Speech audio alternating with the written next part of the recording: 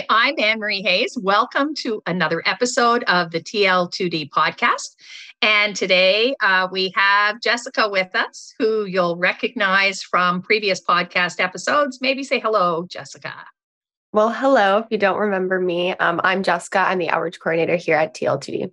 Back for another year. Yeah. And we want to introduce Christian.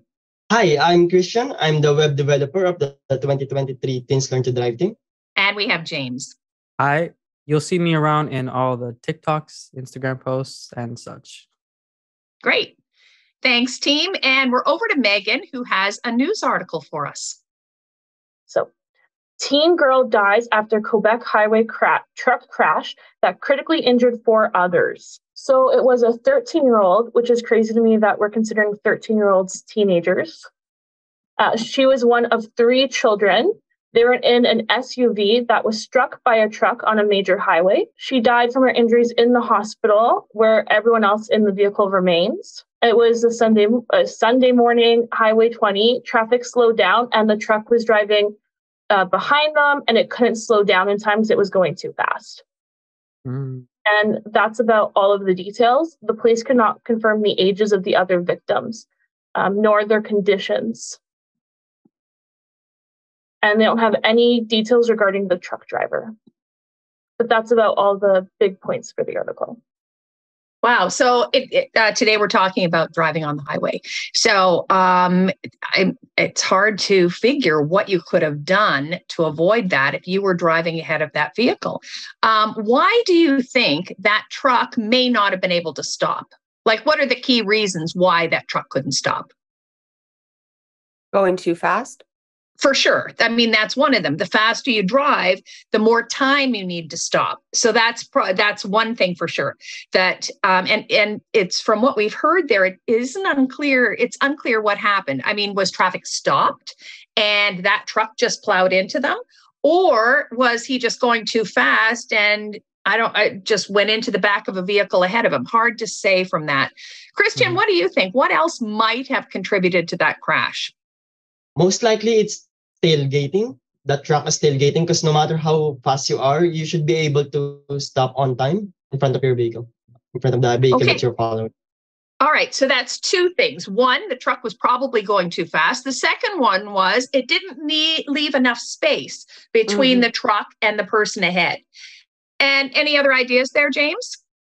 Yeah, I mean, like being a truck, like you can imagine, like trucks are super heavy, right? It's hard for them to stop. If the truck's going super fast and a car suddenly brakes in front of it, it's gonna have a hard time trying not to hit it. For sure. That's kind of what I would imagine in my head, in terms of what happened. But yeah, you're right in that weight matters for a truck. Weight really matters. Trucks in Ontario can be up to 80,000 pounds. So that's really heavy, and that's the force that's hitting that car. And that's why Megan said there were several serious injuries, and then this one young lady died, and that's part of that. The other thing, it sounds to me like that truck driver wasn't paying attention. He wasn't because truck drivers, especially in Ontario, are really well trained, and he would have been trained to leave adequate space. Clearly, as Christian says, he did not. And as Jessica said, he was going way too fast, but he also couldn't have been paying attention to what was happening on the road ahead. And that's a really serious issue, collision with a truck because of the weight. But all of those 3 things also apply to anybody else on the highway. If you're driving too fast, if you're following too close, or if you're not paying attention, those are serious errors for the drive. And as we're talking, you'll hear that we don't use the word accident. An accident is if you spill a glass of milk, right? That's an accident. You didn't mean to do that. If you're following too close, that's not an accident.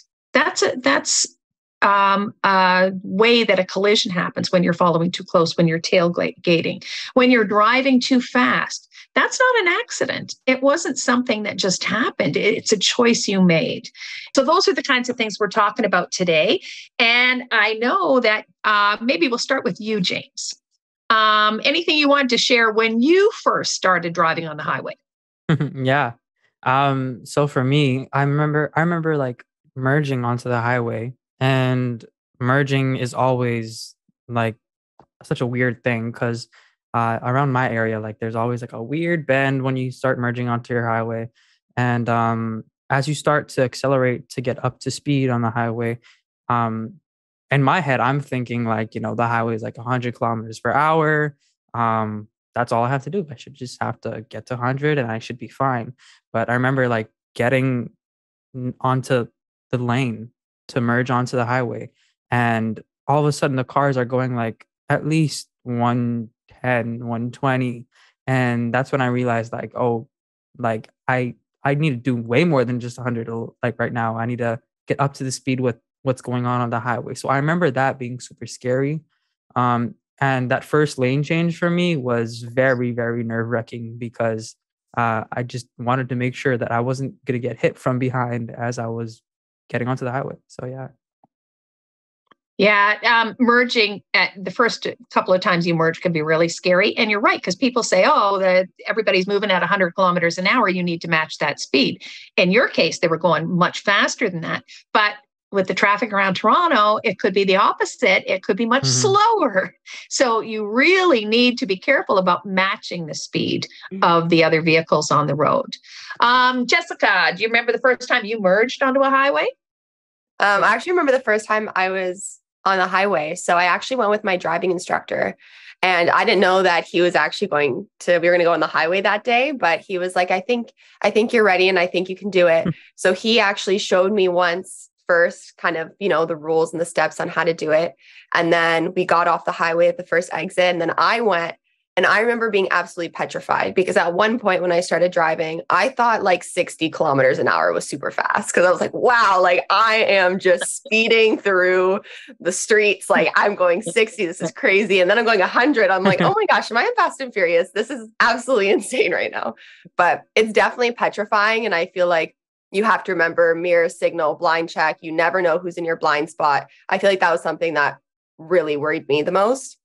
Something else that I think was a big shock for me the first time on the highway was definitely how the difference in speeds when you have to exit the highway. It's like, okay, I just got to 100. Awesome. Okay, but now I have to exit and now I need to really slow down. Okay. We have to unbundle that because there are a lot of points there that are really important.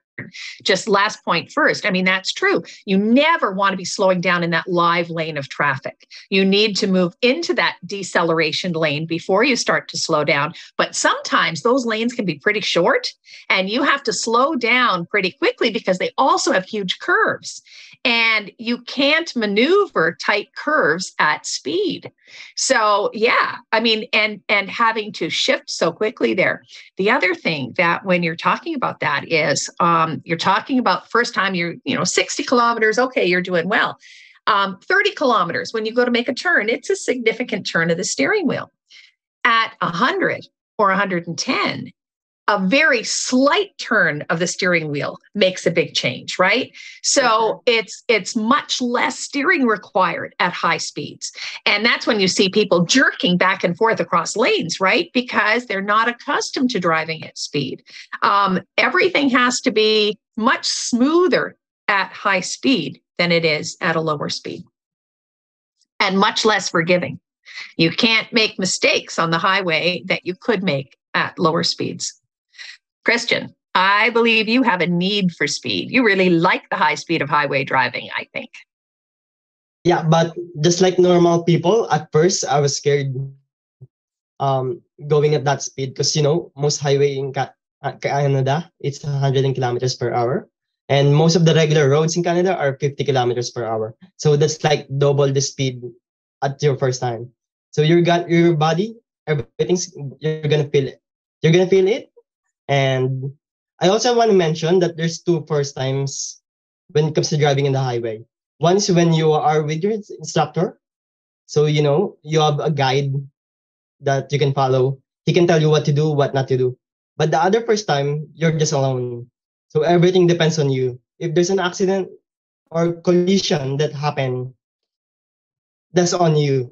So it's really scary at first, but as you gain more experience, and as as the years pass by, you adopt all the right things to do in the highway, you will have this love for driving in the highway more than the regular roads. And part of that is because you don't have to stop usually, unless it's really bad traffic. You don't have that stop and go that you have in the city, right? It can be really smooth driving and sometimes really scenic driving too. So I mean, I like highway driving. That's it. That's why I love highway riding. I love going on long drives, on scenic drives. When I got my G2, just after a month or two, I went to Ottawa by myself, then came back here. So I think I drove about 900 kilometers in a day. I have been driving for 10 hours a day. Okay. All right. I got to stop you there because that's way too long. How often were you taking breaks? Of course, I take breaks every 1 hour and a half or every 2 hours. Bathroom breaks and to refill gasoline. Yeah, that's a real. We'll have to talk about drowsy driving on another episode, but that's a lot of driving in one day. I personally would never do that unless I was switching driving with somebody else. Christian, I hope you had a good playlist going. Yeah. 10 hours, man. Yeah. The other thing is those en routes really help. I love en routes. Those are so much fun. Yeah. And I feel like sometimes when you're driving long distance, it gets to the point where like you're driving, you just wanna take a break and you're just looking for the next en route. And sometimes it feels like it never shows up. And when it finally shows up, it's just always nice. So yeah, and it gives you a chance to get out and walk around a bit, which is really important. Okay, here's some kind of trivia. You're driving up the 400. Okay, you're heading north. You are, and I'm making these exit numbers up. They may not exist, but okay, you're at exit 210. Your exit is 240. How much further do you have to go to get to your exit? About 5 to 10 kilometers. You said 210 and you're getting off at 240? Yeah. Ooh, exit 210 versus 240. Exit 240. Okay, I'm going to... Any ideas? I think I'm on boat with Christian. I think okay. It's around 5 to 10 kilometers. All right. I'm going to go with 7. Okay. All right. So I'm going to tell you how those exits are numbered. And they start in Windsor and there is no exit 1. It starts there. Mm-hmm. And then they show the distance from the border where 401 starts. So exit 210 is 210 kilometers from Windsor. Wow. From where it started. So between 210 and 240, how much further do you have to go? 30 kilometers. Yeah. We were close. Just math. We were close. Not very close. Yeah, but it's really good to know. It also helps you figure out if you missed your exit.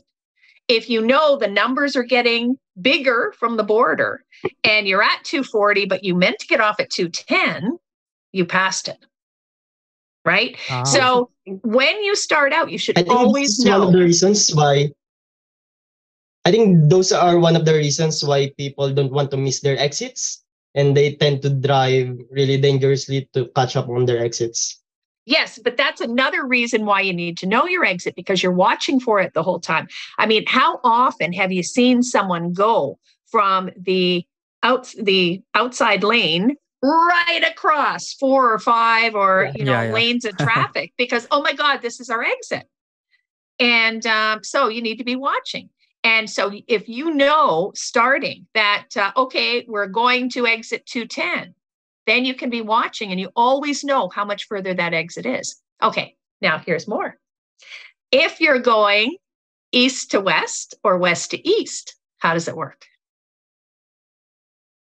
Oh, that I don't know. I've never driven east or west very far. What do you think?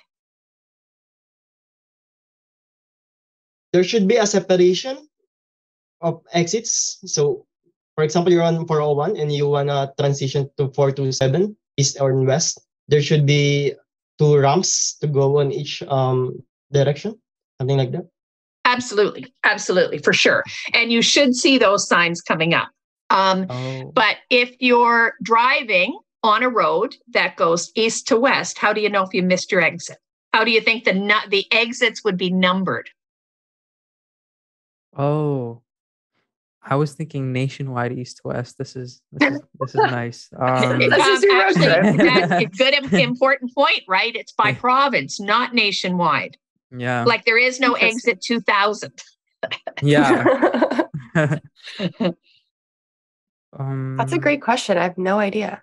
I Same usually thing. just follow the What if the GPS. numbers increase? I think. We're going to talk about following the D. They do. The numbers increase exactly the same way by number of kilometers from the border, west to east. Oh. Okay. So if you're driving from Toronto to Whitby, then the numbers will get higher. The exit numbers will get higher. And that's a good tip for figuring out where you are too, right? Yeah. And how much further you need to go. 401. How many of you love the 401? Absolutely not. I wouldn't say love. Okay, so I we said I have a love big driving in the no. I said I love driving in the highway, but not 401. All highways but the 401. Okay, why? Is it because it's so busy? Is it because there's so many lanes? I read something that 401 is one of the busiest highway in North America. It is actually the busiest highway in North America. Yes, it is. Wow. And you can feel it on driving daily. For example, I go to school at York University. Sometimes I go at 401 and every day it's just traffic. Just every day it's like that. So it's the traffic that bothers you. Yeah. Is that it? Okay. Same thing, Jessica? It's the traffic on the traffic 401? definitely bothers me, especially when it's heavy traffic and there's a lot of stop and go. I feel like I'm more nervous about the people around me and what they're going to do. And I feel like I'm on like hyper alert. Yeah. James? I feel like it's the stop and go. Like I feel like I'm always like I'm having a nice time. My playlist is playing and I'm moving completely fine on the road. And then all of a sudden, like I'm just at a stop. And then I'm gonna have to wait here for like 15 minutes and then it starts over again. It's just a cycle. And I don't know, it gets annoying. Well, and of course that can be really dangerous too, like the story that Megan started with, right? This truck driver is speeding along, not paying attention, traffic is stopped because there's a bottleneck, there's construction, whatever it is, and bang, it happens very, very quickly. So you have to be alert. Something always. about that. Sorry, say again. When it's traffic, people tend to drive more dangerously because they were trying to go to wherever they want to go faster. So they tend to do some dangerous changing of lane or trying to speed up more. That absolutely. Oh, for sure. Well, not even just that, even with just more stop and go traffic, I feel like a lot of drivers tend to forget what they maybe should be doing. So then they're like, oh, it's a little bit of traffic. I'm going to check my phone. You get a little bored. You're not really paying attention. And, we don't know all the details of what happened with that truck and that poor car. But, if somebody wasn't paying attention, a collision can very easily happen. Absolutely. But one of the other issues with highway driving and trucks is, and it's to your point, Christian, where people make really risky choices. It's stop and go traffic. They're not paying attention. We have a series of videos about sharing the road with trucks. But what I've seen happen many, many times, really near collisions, is somebody's in one lane. There's a big truck next to them and they want to change lane. Things are moving pretty slowly, almost at a standstill, maybe a pocket in front of the truck. And they move into that pocket. Well, the news flash is that driver's sitting up pretty high and he can't see you. And so he continues to drive, has no idea that you're there. And there's this image, and I've seen it several different times, of cars that have tried to maneuver in front of a truck and driver didn't see them. So you need to give big space, even in that stop and go traffic, you need to give big space to trucks because they don't see you. You're like the ant. I think my greatest fear driving on the highway, like now, and I've driven a lot at the highway now, and it's just driving beside a truck because I know that they can't see me. And I'm always scared that if they want to decide to switch their lanes at this very moment, what am I going to do? Am I going to slow down to just let him go, or am I going to speed up to just get around him? Like, what do I do? Really good point. And my recommendation would be don't pass trucks on the right side. On the right side, their vision is really impaired because they can't see a couple of lanes over. So don't pass a truck on the right. Always pass on the left. And when you pass on the left, exactly what you're saying, once you decide to overtake a truck, now we're assuming that the truck is not doing 110, because overtaking 110 is pretty dangerous thing anyway. But going slower than that, if you're going to pass the truck, exactly what you said, you pull out, you signal, of course, and then you move right through, give lots of room before you move back into the truck's lane. One of the issues, a couple of you mentioned about taking driving lessons. One of the problems is that you may only get 1 or 2 lessons on the highway, and it's a whole other style of driving, right? One of the other things that's tricky about driving the 401 is the core versus the collector. And it's a pretty unique highway. I mean, there are a few other highways like that in different places, but it's fairly unique. And so another reason why you can't just jump on the highway and head off to where you're going.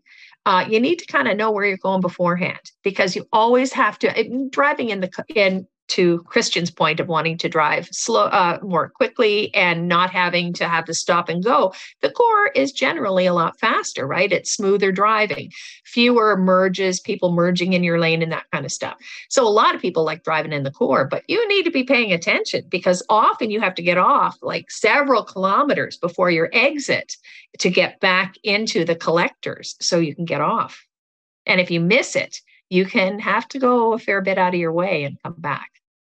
Anybody ever had that happen? Sorry, I was going to say the first time actually that had ever happened, I didn't even know what either of them were. So I was like, I don't know. I guess I want to go in the express because, I'll probably get there faster. And then all of a sudden it's like, oh, there's my exit. And there's the next one. And there's the next one. So I'm actually stuck here. I had to go all the way down. You have to turn around and come back. But yeah, it's definitely that's important to know. And nobody tells you that, right? No. It's kind of trial and error. So we're telling people, if you're driving on the 401, you need to be aware, because Express automatically says, hey, this is fast. This core Express, same thing, right? It's very enticing. Why wouldn't I want to go there? Why wouldn't I? But the problem is that you have to know when to get out, right? And you always have to be watching ahead, which brings up another point. Now, if you're driving with somebody else, I would suggest making them your navigator. I agree. Right? Yeah. And so they're the one watching for the exit and making sure that you don't miss it. And you want someone who's not going to say, that's our exit as you're going by. Yeah. And then someone make sure they don't fall asleep. Yeah, that's right. Make sure they don't fall asleep. So, which is another whole trick. I want to also mention that 401 have different lanes. And when you're driving in the right lane, you're expected to go on the speed limit, right? But there's a lot of cars joining in. So you need to be aware of that when you're on the rightmost lane. Yeah, and new drivers really should drive until you get a certain familiarity with the highway. You should be driving in that right lane. But you're right. That's where everybody's entering and exiting. So there's a lot more disruption in the right-hand lane. But it's a safer lane to be in. The other thing about that right-hand lane is now you only have traffic on your left. Once you move into another lane, now you got people going by you on both sides. And that can be kind of a scary thing. And I think probably, James, that's what you're talking about when you're talking about sharing the road with trucks, that those big trucks. And sometimes you can even get kind of sandwiched in between them. And that's a really bad place to be. You don't want to be in between two big trucks, right? So that's when you need to make sure you either slow down a little and get behind them, or speed up a little bit and get ahead of them, but you don't want to be between two trucks. James mentioned that he's kind of scared driving beside the truck. I'm kind of scared driving behind the truck because you can't see anything. And if they stop, sometimes their light is so small, I would say. and they're so big that you can see anything in front of you. And one of the core principle when you're driving is to look as much ahead as possible. A very good point. They do block a lot of the road. The other thing that they block is some of the overhead signs when you are looking for your exits or cues about traffic coming up or whatever. It's if you're too close to that truck, it's very hard to see. So another reason. And I don't like driving next to them either, because the other thing, especially in rain and that, all of a sudden you get that big swash of water that covers your windshield or mud or whatever it is, right? So as much as possible, I prefer to stay clear of big trucks. In the wintertime too, like have you ever just seen like just a bunch of snow just come off the top of the truck and then they come right on your car? It's like and there's like going to be ice talking, or something on there. Yeah. Sometimes sheet of ice. Yes, Yeah. that's right. Yeah. Trucking companies, most of them really try to de-ice and that, but not always possible. Depends on where the truck is coming from, right? But yes, I mean, you get those. But that brings up a different point, and that's about drivers. I mean, I've seen people driving cars that they've cleared the windshield and they're on the highway and the rest of the car is still covered in snow. Drives me absolutely crazy. That and feet on the dashboard. I can't stand it. You just went through all this effort to carve out a little hole in your windshield so you can see. You just didn't think about doing the rest? Yeah. And that's probably the easiest part too. You just one swipe and it all comes off. That's right. What's that, Christian? I saw a lot of TikTok videos about that. People on stop sign in Canada, sometimes they will go out and try to remove the snow from the car in front of them. There's a lot of TikTok videos about that. Couldn't do it in the driveway before I left, but now I want to clear it at a stop sign. Yeah. Which brings us to on the highway breakdowns. What do? You're driving along and all of a sudden you hear this really weird noise. First, try to get off if you can. Try to get off. Absolutely. If you can totally get off the highway, absolutely the safest thing to do. I think first thing I would do is turn on the emergency light so everything behind me can know that I'm going to need to stop. Because the emergency light signals to them that the car is not in a good condition, right? Yes, but really hard to think about all those things at the same time, because usually when something like this happens, it happens pretty fast. All of a sudden, there's a really weird noise. Emergency lights can let people behind you know there's something. They don't know what it is. Could be something ahead of you, whatever. But what else do you need to do? And getting off is absolutely the best thing to do. If you can't get off. You need if you can get off, then you have to pull over to the side. And if it's a highway, that makes it pretty tough, I bet. And to the right, pull over to the right as far as you can onto the shoulder. I've seen people stop in live lanes. I've seen people stop on the left. Now, sometimes, I mean, if the car just suddenly died, there's not a whole lot that you can do about it, right? But if you have a choice to get over to the right, the other thing is that I had a mechanic tell me this too, that people are afraid that if they have a flat, they need to stop driving right away because it's going to ruin the rim. It's going to, you are in far worse danger stopping on a highway than continuing to drive a few kilometers and get off the highway on a flat tire.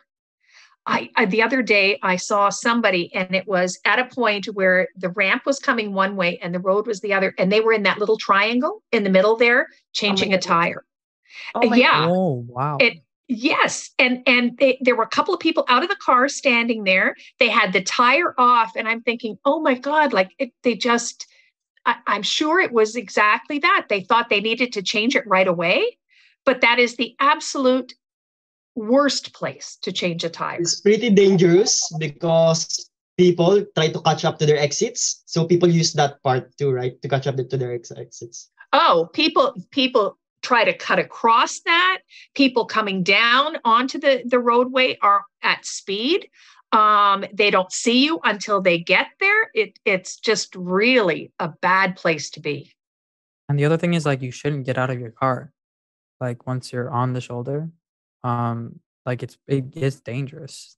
In most cases, that's absolutely true. There's always, as soon as you say never get out, then people say, well, but this happened. For most cases, if you get off to the right, onto the shoulder as far as you can, stay buckled in the car and call for help. Your road service company or even the OPP, and they'll bring a tow truck and get you out of there if that's what needs to happen. But trying to take care of an emergency at the side of the highway is incredibly dangerous. Well, it's funny that you mention, breakdowns happening and what you can do to try to, safely move yourself to the far right lane. This was actually kind of recently. It was about, I think, in April of 2023. So I go to school in St. Catharines. So as I was driving back, I was in the far left lane on the highway, and lots of stop and go traffic. It's just, a mess sometimes. So I was in the far left lane, lots of stop and go traffic. And, the person in front of me had stopped. I braked safely. And it's funny because I just had a feeling something was going to happen. And I looked into my rear view mirror and I saw the car just coming at full speed. And I had found out later that the driver wasn't paying any attention to what was happening. Because my car was in the far left lane and, I didn't want to, it was totaled. So, I didn't want to be moving the car myself. I was instructed to leave the car there until emergency services arrived, and they could detect that if I got back into the car, nothing was going to go wrong.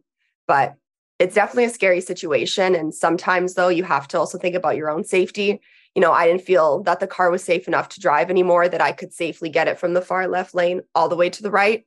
So, we called for help, asked what to do before they arrived, and they said that when they arrived, that they would move it for me. Wow. And so you couldn't get to the right because you were in that far left lane. Yeah. Yeah, that's a pretty scary situation. And there was no way to, because of the stop and go, you couldn't move into a further right lane. No. Yeah. So, So once all the traffic had cleared, the emergency services came and had blocked off the highway so that we could safely move it. It was also a hard situation because I was in the far left lane, but the HOV was beside me. So there was really nowhere for me to go. So the car kind of had to just stay there. Okay. Yeah. So you're in a live lane of traffic. Yeah. How long did it take them to get to you? Oh, it didn't take long, maybe 5 minutes. Yeah. They're pretty fast on the highways. For sure. And I'm really glad you made it out of that safely. But that's kind of worst case scenario. And sure. Did they tell you to keep your seatbelt on? Well, when I had called, I stayed in the car because I, of course, was not getting out in, live lanes of traffic as I am on the highway. I had called, they had told me if traffic were to die down, and I felt that I could safely get out of the vehicle just because, again, we didn't know what was happening with the vehicle. There's apparently some liquid underneath, so didn't know exactly what was going to happen. They had told me that if I felt that it was okay to get out, to safely get out, but that they would be there in a few minutes and to stay in the car. Wow. I'm really glad that was okay. I feel like that's like the worst because like being next to an HOV lane and also being in the left lane, like I've heard so many stories of like people driving and then not seeing that. And then another car hits the car that just hit you. And then it just becomes a whole lineup of disaster. Like a chain. Yeah. Yeah. And I, of course, appreciated everybody who did stop and make sure that I was okay. But, then that's causing more traffic and more, commotion and stuff, because obviously everyone, you're going to be a good citizen, want to make sure the person's okay. But then traffic just kind of builds up even more. One of the bad things about highway collisions too is they take away other people's attention from driving. Like if you're driving in the highway, rubbernecking. Yes. People will look at it and sometimes get their attention away from driving from their own lanes. So it's also dangerous for others when collisions. And it makes it even worse because she said she was like already in a place where there was a lot of traffic. So like if there's already a lot of traffic and then people are now stopping in the traffic to look at what's going on, it just made the whole situation so much worse, I bet. Yeah. Yeah. So the big takeaway there is leave lots of space, pay attention. We're kind of back to where we were to begin with, and be very aware of what's happening on the road around you. But yeah, rubbernecking is a huge issue. Well, we've covered some of the issues about driving on the highway. Any collision at speed is much worse than a collision at a lower speed. So you do have to be aware. If you have the opportunity the first time you're driving to drive with a driving instructor, that's always a really good thing. And to get as much practice as you can, to have your friend be your navigator. Make sure you know the exit you're getting off at and keep an eye on the numbers, because they may not even be called what you thought they should be called, but you can count on the numbers. And that's a little bit about driving on the highway, and we hope everybody will drive safely. Thank you. Thanks for listening, guys. This is TL2D signing out. Make sure you like, share, and subscribe, and follow us on all social media. Okay, we're out.